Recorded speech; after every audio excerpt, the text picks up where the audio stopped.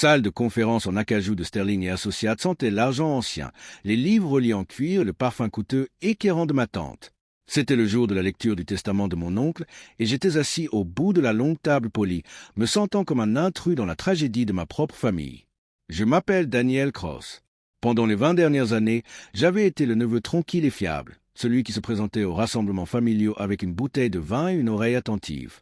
J'étais ingénieur en structure, un homme qui construisait des ponts et des gratte-ciel, pas un homme qui jouait avec l'argent ou le pouvoir.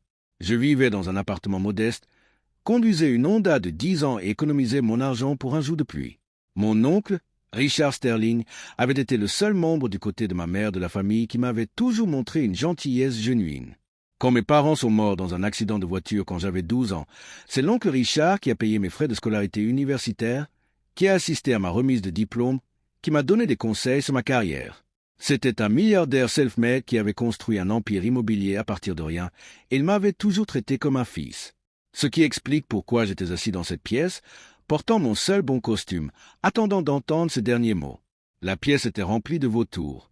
Ma tante, Patricia Sterling, était assise à la tête de la table, les yeux bordés de rouge mais secs, portant une robe de créateur noir qui coûtait probablement plus cher que mon salaire annuel. C'était une femme qui avait épousé la richesse et avait passé les 30 dernières années à s'assurer d'y rester. Elle ne m'avait jamais aimé. Pour elle, j'étais un cas de charité, un fardeau que Richard avait foolishement pris en charge. À côté d'elle étaient assis ses 2 enfants, mes cousins Marcus et Vanessa. Marcus était un entrepreneur raté qui avait brûlé 3 des investissements de Richard. Vanessa était une socialité qui passait ses jours à poster sur Instagram et ses nuits dans des clubs exclusifs. Aucun d'eux n'avait jamais travaillé un jour de leur vie, et tous les deux avaient toujours ressenti le fait que Richard avait un neveu préféré. Et puis il y avait l'avocat, M. Harrison, un homme sévère dans la soixantaine qui avait été l'avocat personnel de Richard pendant 40 ans. Il était assis à la tête de la table, un épais dossier relié en cuir devant lui, son expression impassible. « Commençons !» a dit M. Harrison, sa voix graveleuse et professionnelle. Le dernier testament et codicile de Richard Sterling datait d'il y a 3 mois. Il a ouvert le dossier et a commencé à lire. Les legs étaient exactement ce à quoi je m'attendais. Marcus a reçu la maison de vacances dans les Hamptons, évaluée à 8 millions de dollars. Vanessa a reçu le Penthouse à Manhattan, évalué à 12 millions de dollars. Patricia a reçu le domaine principal, la collection d'art et la participation majoritaire dans Sterling Holdings, évaluée à plus de 50 millions de dollars. J'ai attendu que mon nom soit appelé. Je m'attendais peut-être à un petit leg, un token de l'affection de Richard. Un bijou peut-être, ou une somme d'argent modeste. Finalement, a continué M. Harrison, ses yeux parcourant la page, à mon neveu, Daniel Cross, je laisse ma Honda Civic 2008, actuellement située au garage du domaine Sterling. Elle m'a bien servi au fil des ans, et j'espère qu'elle le servira aussi bien. Le silence qui a suivi a été brisé par un rire aigu et cruel. C'était Patricia.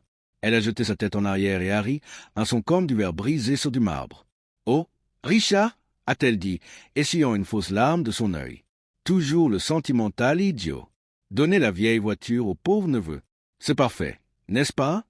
Elle s'est tournée pour me regarder, ses yeux brillants d'un plaisir malicieux. Eh bien, Daniel, tu l'as. Tu es juste le pauvre neveu. Prends la vieille voiture et pars. Je suis sûr qu'elle roule assez bien pour t'emmener à ton prochain quart de travail. Qu'est-ce que tu fais déjà? Dessiner des plans pour les bâtiments d'autres PE. Ressonne? Marcus a ricané. Peut-être qu'il peut l'utiliser pour livrer des pizzas en plus. Revenus supplémentaires, tu sais. Vanessa a levé les yeux au ciel.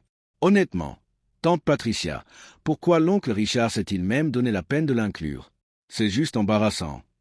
Je suis resté assis là, mes mains pliées sur la table, mon visage parfaitement calme. Je n'ai pas réagi aux insultes. Je n'ai pas réagi au rire. Je n'ai pas réagi à l'humiliation. Parce que je savais quelque chose qu'il ne savait pas. Il y a 3 mois, Richard m'avait appelé à son bureau. Il avait été malade alors, bien qu'il n'ait dit à personne d'autre que moi. Il avait l'air frêle, sa voix boumante habituelle réduite à un chuchotement. « Daniel, a-t-il dit, me faisant signe de m'asseoir. Je n'ai pas beaucoup de temps. Les médecins disent que ce sont des mois, peut-être des semaines. Je dois te dire quelque chose. » Je m'étais assis à côté de lui, tenant sa main, écoutant alors qu'il révélait la vérité. « Patricia, Marcus, Vanessa, ils ne m'aiment pas. Ils aiment mon argent. Ils attendent que je meure depuis des années. Mais toi, tu as été là pour moi. Tu n'as jamais rien demandé. Tu n'as jamais essayé de me manipuler. Tu es la seule famille qui me reste. Il avait atteint son bureau et avait sorti un épais document juridique. Ceci est le Sterling Family Trust, a-t-il dit. Il détient 40 millions de dollars d'actifs.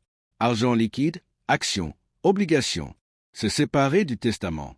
C'est un trust secret et tu es le seul bénéficiaire. Je l'avais regardé, choqué. Oncle Richard, je ne peux pas, c'est trop. Qu'en est-il de Patricia? Qu'en est-il des enfants? Ils ont leur héritage, avait-il dit, sa voix se durcissant. Ils ont les propriétés, l'entreprise, l'art. Mais le trust est pour toi. Et il y a une condition. Il avait expliqué la condition. Si Patricia ou ses enfants essayaient de contester le testament, ou s'ils me traitaient avec anything moins que le respect pendant la lecture du testament, le trust serait activé immédiatement, et j'aurais l'autorité légale de geler tous leurs actifs en attendant un audit complet de Sterling Holdings.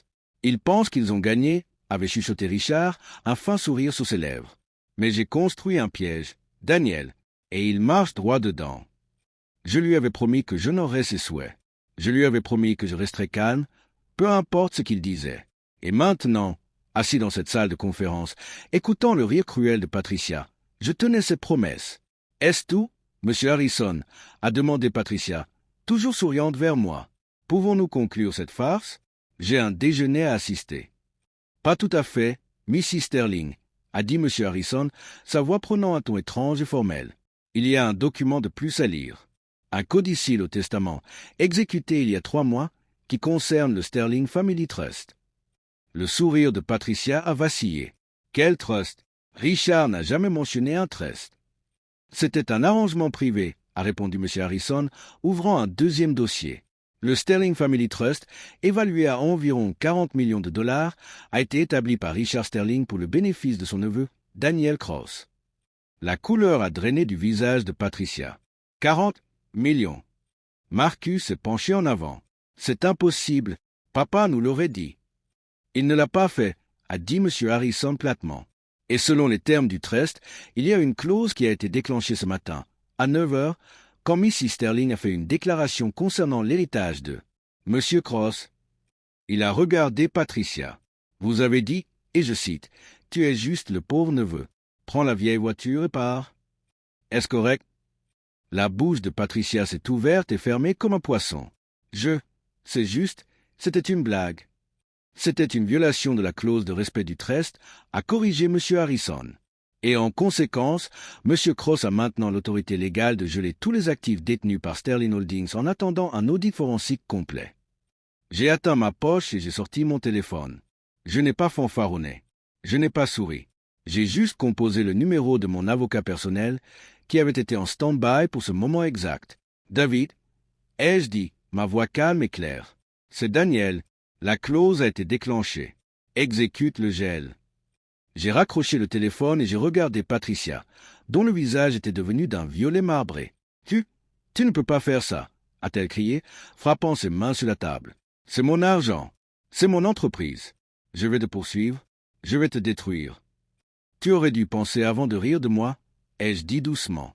Tu aurais dû penser avant de m'appeler le pauvre neveu. Tu aurais dû penser avant d'oublier que l'oncle Richard m'aimait comme un fils. Mon téléphone a vibré. C'était un SMS de David. Astérisque actif gelé. Audit initié. Compte de Sterling Holdings verrouillé astérisque. J'ai montré le SMS à M. Harrison, qui a hoché la tête solennellement. Il semble que le gel soit en effet Mrs. Sterling. Vos comptes, les comptes de l'entreprise et tous les actifs détenus par Sterling Holdings sont maintenant inaccessibles en attendant l'audit. Patricia s'est effondrée en arrière dans sa chaise, son visage cendré. Marcus et Vanessa m'ont regardé, leurs yeux écarquillés de choc et de fureur. « Tu as planifié ça ?» a craché Marcus. « Tu bâtard manipulateur. Tu savais ?» Je savais que l'oncle Richard m'aimait. Ai-je dit, me levant. Et je savais qu'il avait construit un piège pour les gens qui ne se souciaient que de son argent. Je n'ai pas construit le piège. J'y ai juste marché dedans. Je me suis tourné vers M. Harrison.